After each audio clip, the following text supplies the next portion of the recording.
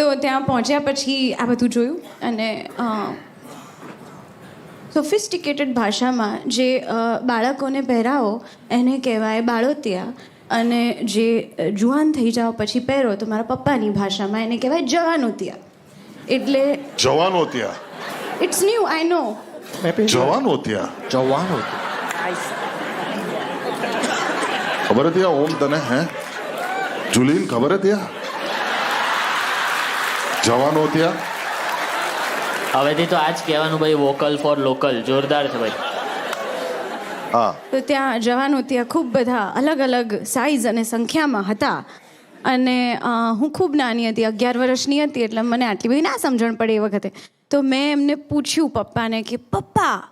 આ શું છે એટલે એમણે કીધું કે અહીંયા છે ને એ લોકોને ટ્વિન્સ થાય ને તો ભેગા ઝૂલાવાના ઘોડિયા છે